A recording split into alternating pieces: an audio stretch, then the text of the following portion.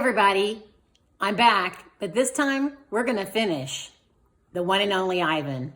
So last time they had brought crates, but we didn't know what the crates were for yet. So let's find out what the crates are for, and are they taking them somewhere? Let's find out.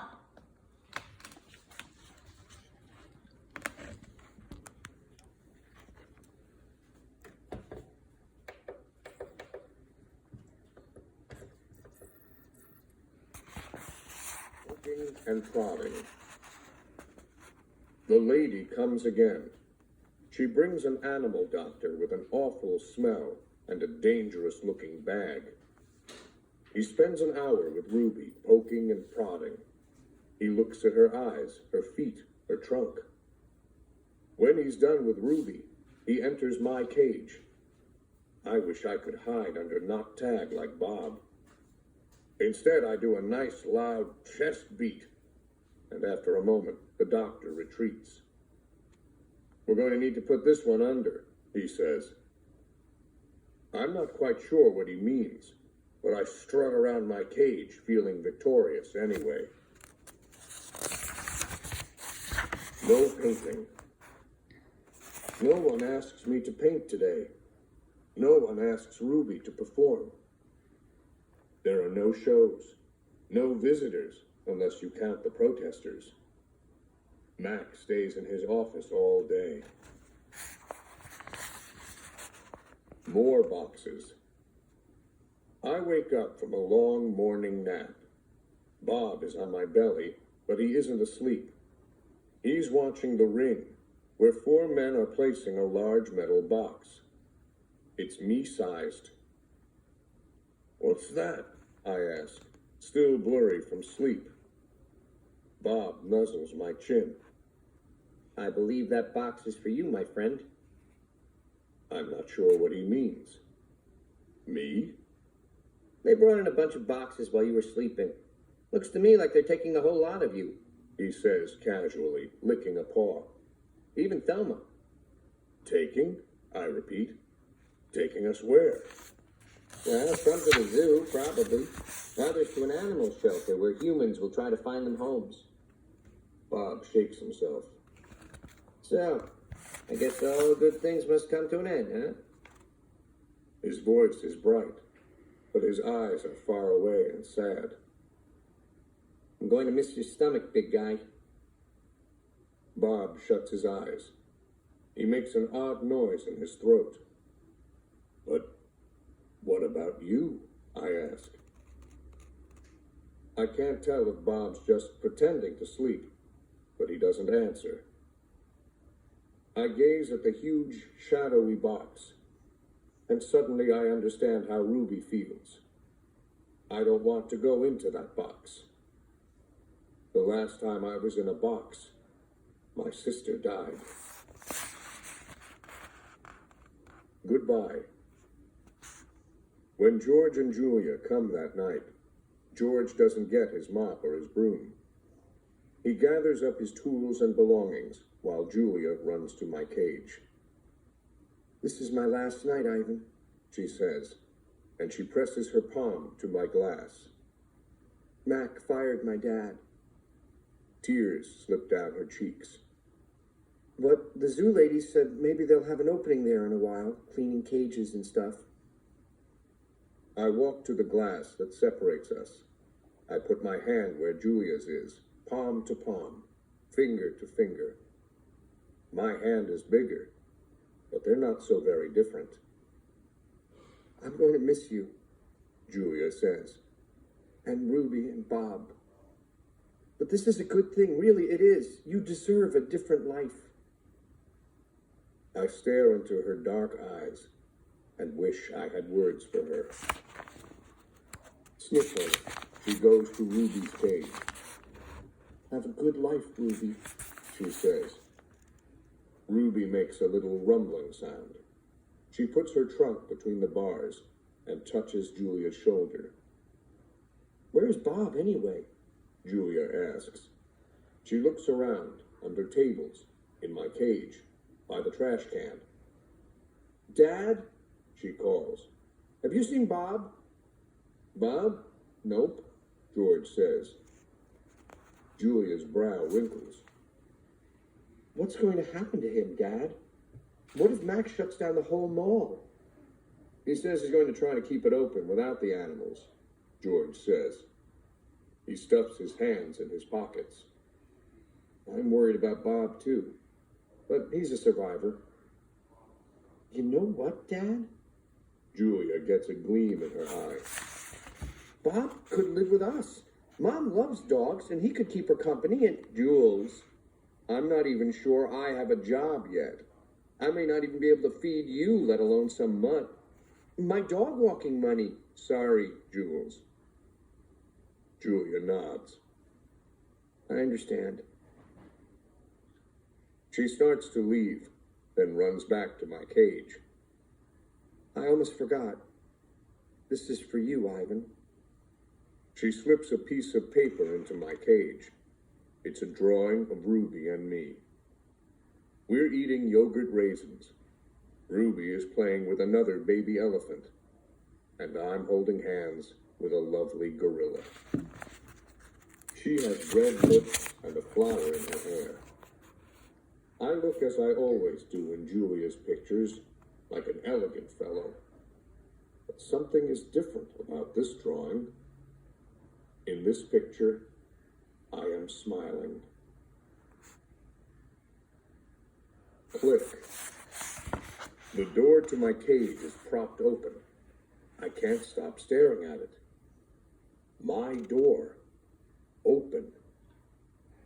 The giant box has been moved, and it's open too. The humans have pushed it up against my doorway. If I walk through my door, I enter their box. The zoo lady, whose name is Maya, is here again. Click. Yogurt raisin. Click. Tiny marshmallow. Click. Ripe papaya. Click. Apple slice. Hour after hour. Click after click. I look over at Ruby. She waits to see what I will do. I touch the box. I sniff the dark interior where a ripe mango awaits. Click, click, click. I have to do it. Ruby is watching me from between the bars of her cage, and this box is the way out. I step inside. An idea. After I leave the box and step back into my cage, I get an idea, a good one. I tell Bob he can sneak into my box with me and live at the zoo. Have you forgotten? I'm a wild beast, Ivan, he says, sniffing the floor for crumbs. I am untamed, undaunted. Bob samples a piece of celery and spits it out. Besides, they'd notice. Humans are dumb, but they're not that dumb. Respect, Ivan, Ruby says. do you think the other elephants will like me? I think they'll love you, Ruby. You'll be part of their family. Do you think the other gorillas will like you? Ruby asks. I'm a silverback, Ruby, a leader. I pull back my shoulders and hold my head high. They don't have to like me. They have to respect me. Even as I tell her this, I wonder if I can ever command their respect. I haven't had much practice being a real gorilla, much less a silverback. Do you think the other elephants will know any jokes? If they don't, I tell her, you can teach them. Ruby flaps her ears. She flicks her tail. You know what, Ivan? What? I ask. I think I'm going to go in the box tomorrow. I gaze at her fondly.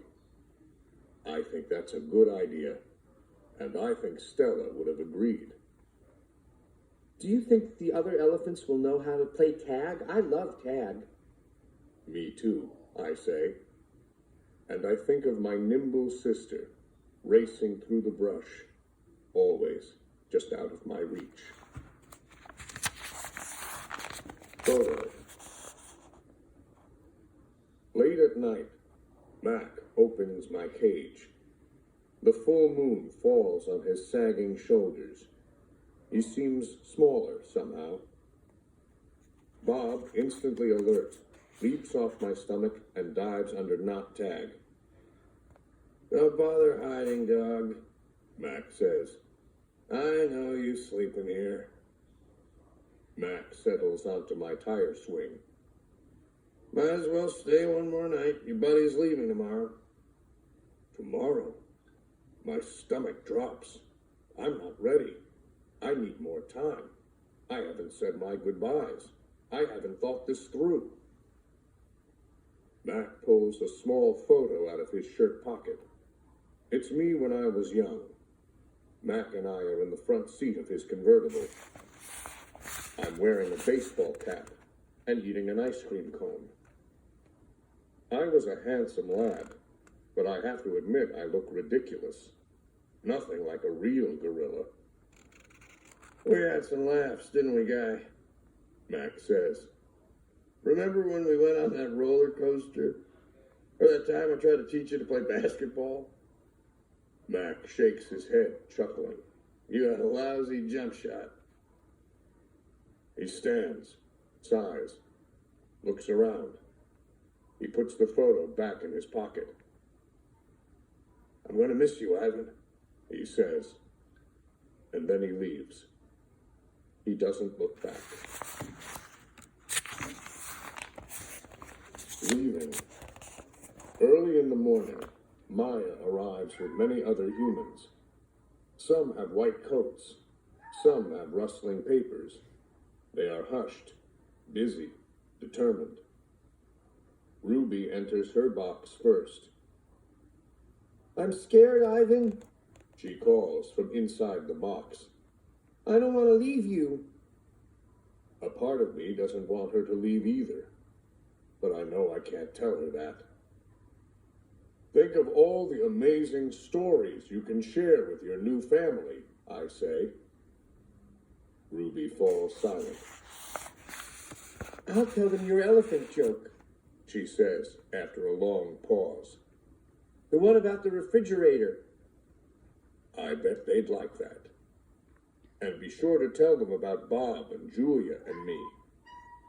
I clear my throat. And Stella. "I'll remember everyone," Ruby says. "Especially you." Before I can say any more, they roll her cage out to a waiting truck. It's my turn. Bob is hiding in a corner behind my pool. The humans don't even notice him. While they're busy making sure my box is ready, Bob sneaks over. He licks my chin, just in case there are any leftovers. "You," I whisper, "are the one and only Bob." I reach for Knot Tag. She is a limp rag without her stuffing. Dribbles of paint cover her fur. I hold her out to Bob. He tilts his head, confused. "To help you sleep," I say. Bob takes her in his teeth and slips away. "Good boy." "Good, Ivan, good boy," Maya says when I lumber into my box. I hear the clicker, and I'm rewarded with a tiny marshmallow. When I'm settled, Maya gives me a sweet drink that tastes of mango and something bitter. My eyelids grow heavy. I want to see what happens next, but I am sleepy, so sleepy. I dream I'm with Tag, and we're swinging from vines while Stella watches. The sun slices through the thick ceiling of trees, and the breeze tastes like fruit. Moving. My eyes flutter open. The box is moving. I am in the grumbling belly of some great beast. I fall back asleep. Awakening.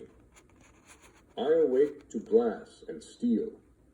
It's a new cage, not unlike my old cage, except that it's much cleaner. Maya's here, and other humans I recognize. Hey there, Ivan. Maya says. He's coming too, guys. I have 3 walls of glass. The 4th wall is a curtain of wooden slats strung together. This doesn't look like the zoos on TV. Where are the other animals? Where are the gorillas? Is this where Ruby ended up? In a cage, just like her old cage, still alone? Is she cold? Hungry? Sad? Is there anyone to tell her stories when she can't get to sleep? Missing. I miss my old cozy cage. I miss my art. But most of all, I miss Bob. My belly's cold without him. Food. The food is fine here. No soda, though, or cotton candy. Not famous. I have no visitors here. No sticky-fingered children or weary parents. Only Maya and her humans come, with their soothing voices and soft hands. I wonder if I have stopped being famous. Something in the air. Endless days pass, and then I notice something. Change. I don't know what it is, but I taste it in the air, like far-off rain clouds gathering. A new TV. Maya brings me a TV. It is bigger than my old one. She turns it on. I think you're going to like this show, she says, smiling. I'm hoping for a romance, or maybe a western. But it's a nature show, one without human voices or ads. It's a show about gorillas being gorillas. I watch them eat and groom and play fight. I even watch them sleep. I wonder why Mac never put on this channel. The family. Every day I watch the gorillas on the TV screen. It's a small family, and an odd one. Just 3 females and a juvenile male, without a silverback to protect them. They groom each other and eat and sleep, then groom each other some more. They are a contented group, placid and good-natured, although like any family, they bicker from time to time. Excited. This morning, for some reason, there is no gorilla show on TV. Maya and the other humans are excited. They chirp like birds at dawn. Today's the day, they say. I've watched many humans watch me, but never have they looked so happy. Maya goes to the wall of wooden slats. She grins goofily. She pulls a string. What I see. Gorillas. 3 females and a juvenile male. It's the family I've been watching. But they're not on a TV screen. They're on the other side of the glass, watching me, watching them. I see me. Lots of me. Still there. I cover my eyes. I look again. They are still there. Watching. Every day I watch them through my window, the way my visitors used to watch me. See how they chase, groom. See how they play, sleep. See how they live. They're graceful the way Stella was, moving just enough, only as much as they need.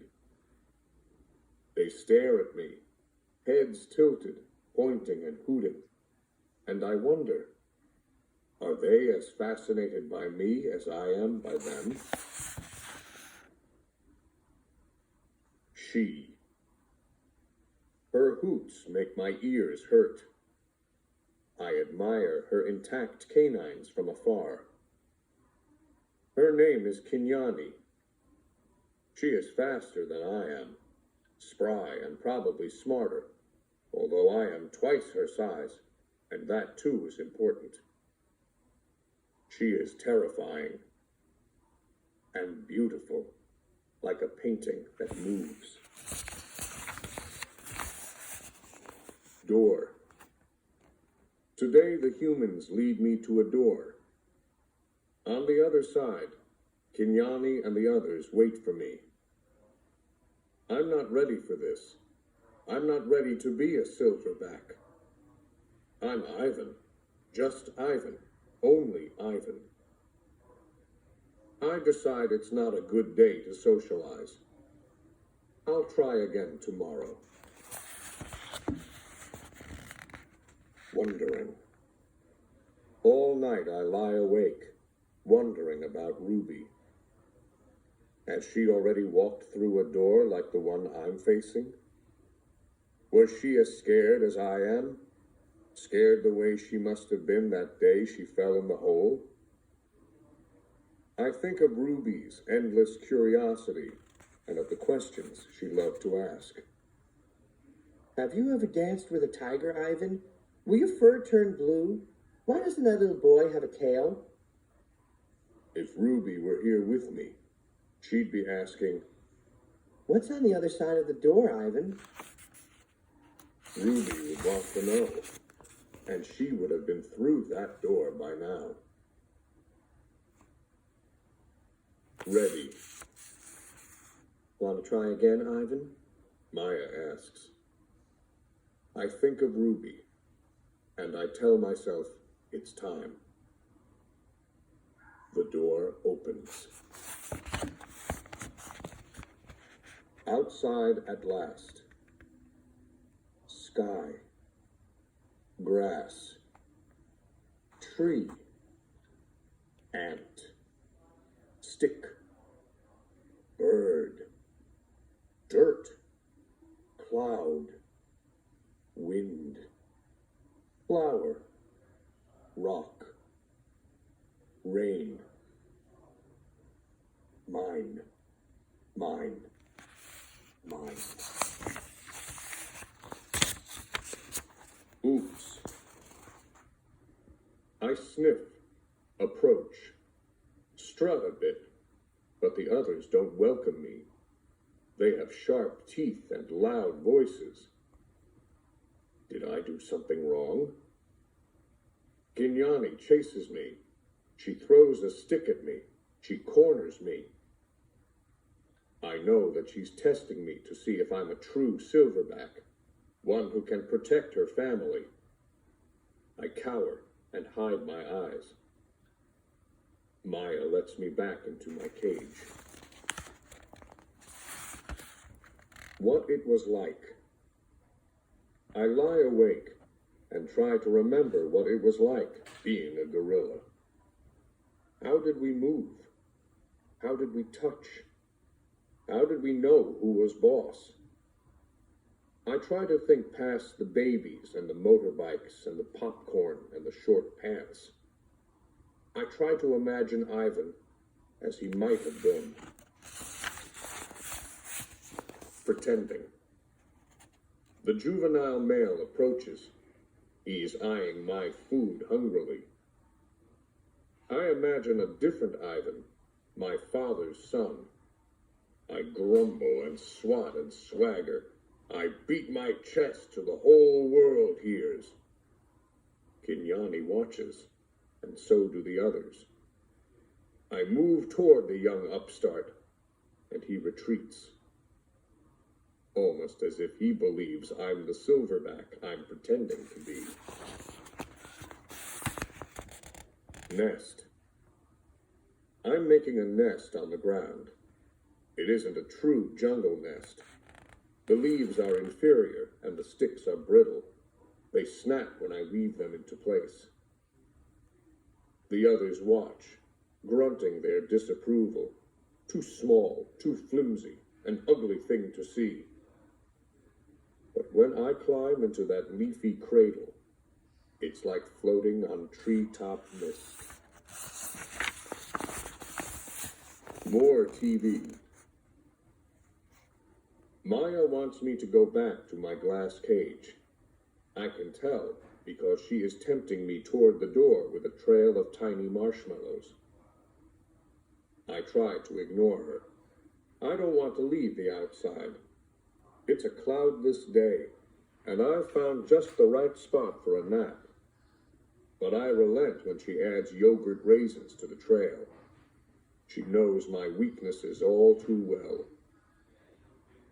In the glass cage, the TV is on. It's another nature show, jerky and unfocused. I expect to see gorillas, but none appear. I hear a shrill sound, like a toy trumpet. My heart quickens. I rush close to the screen, and there she is. Ruby. She is rolling in a lovely pool of mud with two other young elephants. Another elephant approaches. She towers over Ruby. She strokes Ruby, nudges her. She makes soft noises. They stand side by side, just the way Stella and Ruby used to do.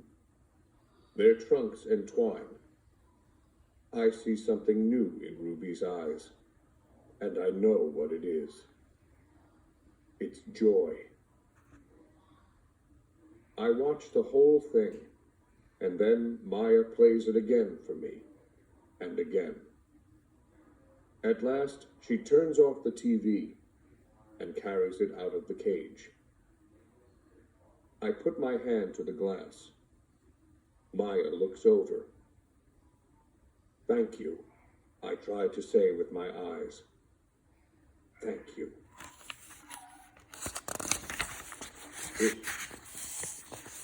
Kenyani ambles toward me. She taps me on the shoulder, and Knuckle runs away. I watch her, arms crossed over my chest. I'm careful not to make a sound. I'm not sure what we're doing. She ambles back, shoves at me, dashes past. And then I realize what's happening. We're playing. We're playing tag. And I'm it. Romance. Make eye contact. Show your form. Strut. Grunt. Throw a stick. Grunt some more. Make some moves. Romance is hard work. It looks so easy on TV. I'm not sure I will ever get the hang of it. More about romance. I wish Bob were here. I could use some advice. I try to recall all the romance movies we watched together. I remember the talking, the hugging, the face licking. I'm not very good at this, but it's fun trying. Grooming.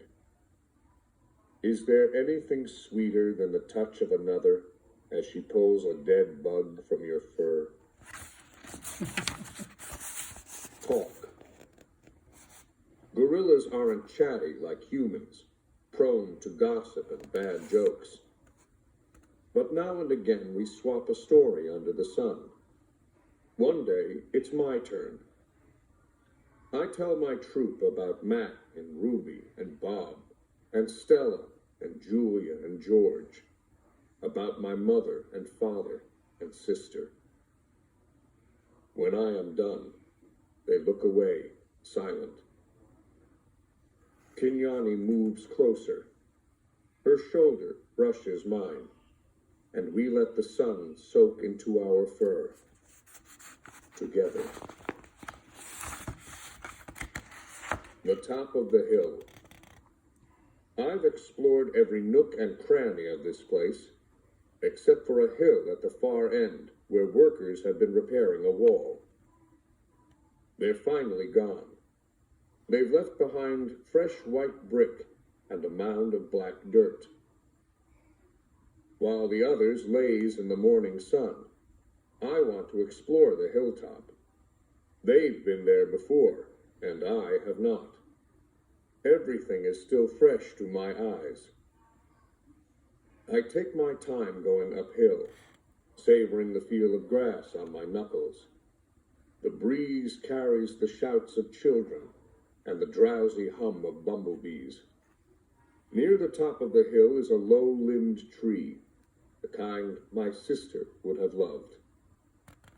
The wall is endless, clean and white, stretching far down to the habitats beyond my own. It's high and wide, carefully built to keep us in and others out. This is, after all, still a cage. It rained last night, and the pile of dirt is soft to the touch.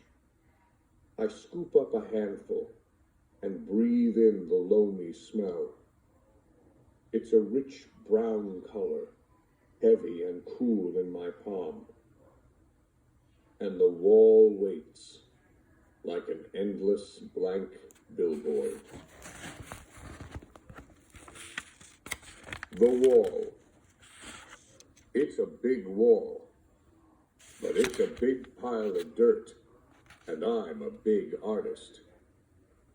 I slap handfuls of mud on the warm cement. I make a handprint. I tap my nose with a muddy finger. I make a nose print. I slide my palms up and down. The mud is thick and hard to use, but I keep moving and scooping and spreading. I don't know what I'm making, and I don't care. I make swoops and swirls and thick lines, figures and shapes, light and shadow. I'm an artist at work. When I'm done, I step back to admire my work. But it's a large canvas, and I'd like to get a better view. I go to the thick-limbed tree and grab the lowest branch. I try to swing my legs. Oof! I land hard. I'm too big to climb, I suppose. I try again anyway, and this time I pull myself onto the first limb, gasping for breath. One more limb, two, and I can't go any farther. Perched halfway up the tree, I see my troop, still dozing contentedly. I take in the wall, splattered and splashed with mud. Not much color, but lots of movement. I like it. It feels dreamy and wild, like something Julia might have made. From my seat in the tree, I can see beyond the wall. I see giraffes and hippos. I see deer with legs like delicate twigs. I see a bear snoozing in a hollow log. I see elephants. Safe. She's far away, belly deep in tall grass with others by her side. Ruby. She's here, Stella, I whisper. Ruby's safe, just like I promised. I call to Ruby, but the wind tugs at my words, and I know she'll never hear me. Still, Ruby pauses for a second, her ears spread wide like tiny sails. Then, with lumbering grace, She moves on through the grass. Silverback. It's a cloudy evening, chill and drizzly. Dinner is on its way, but I don't care. At night we sleep in our den, but I'm always the last to head inside. I've been inside long enough. This time of day there aren't many visitors, just a few stragglers leaning on the wall that separates us. They point, take a couple photos, then head over to the nearby giraffes. One of the keepers is beckoning. Reluctantly, I turn to go. Out of the corner of my eye, I see someone running. I pause. It's a girl with dark hair, lugging a backpack. A man follows behind, racing to catch up. Ivan! The girl yells. Ivan! It's Julia. I scramble to the edge of the wide moat that skirts the wall. Julia and George wave to me. I dash back and forth, hooting and grunting, doing a gorilla dance of happiness. Calm down, says a voice. You're behaving like a chimp. I freeze. A tiny, nut-brown, big-eared head pops out of Julia's backpack. Nice place, Bob says. Bob, I say. It's really you. in the flesh. How? Where? I can't seem to find any words. George's job at the zoo doesn't start till next month, so he and Julia made an agreement. She's walking 3 extra dogs to cover my food. And get this, they're all poodles. You said you didn't want a home, I say. Yeah, Bob says. but Julia's mom likes my company, so I figure I'm doing everybody a favor. It's a win-win. Julia pushes Bob's head back inside her backpack. You're not supposed to be here. She reminds him. Ivan looks great, doesn't he, Jules? George asks. Stronger. Happier, even. Julia holds up a little photo, but it's too far away for me to see. It's Ruby, Ivan. She's with other elephants now. Because of you. I know. I want to tell her. I saw with my own eyes. We stare across the expanse that separates us. After a while, George pats Julia's arm. Time to go, Jules. Julia gives a wistful smile. Bye, Ivan. Say hello to your new family. She turns to George. Thank you, Dad. For what? For She gestures toward me. this. They turn to leave. The lamps that light the zoo pathways blink on, blanketing the world with yellow light. I can just make out Bob's little head sticking out of Julia's backpack. You are the one and only Ivan. He calls. I nod, then turn toward my family, my life, my home. Mighty Silverback, I whisper.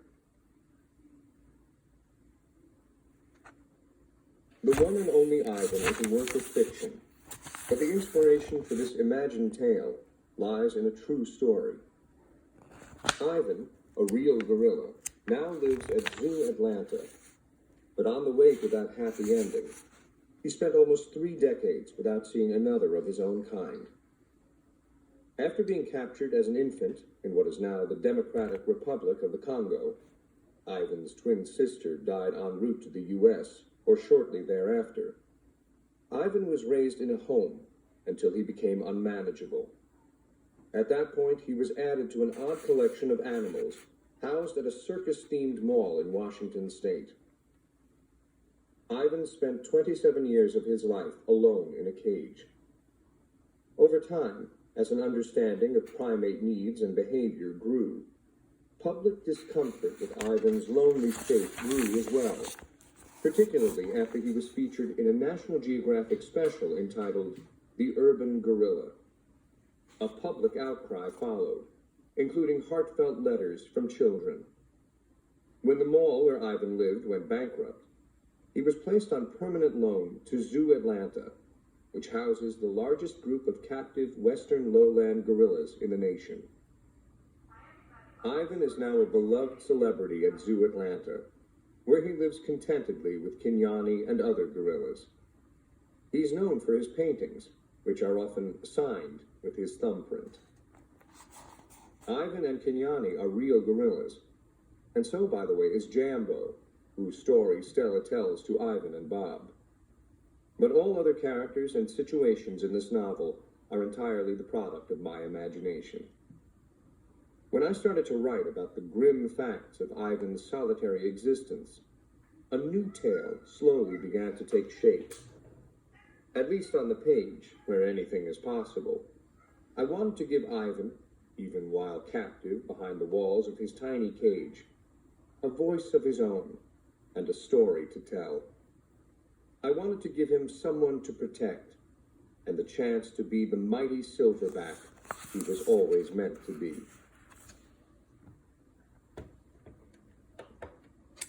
All right, so that is the end of it. It is based on a true story. So what I need you to do now is I need you to go take an AR test and let me know what your grade is. Go ahead and text me your grade on the one and only Ivan for your AR test, and that will be a grade that goes into your grade book. All right, we're going to start a new book next week. I'm not going to tell you what it is, but thanks for listening.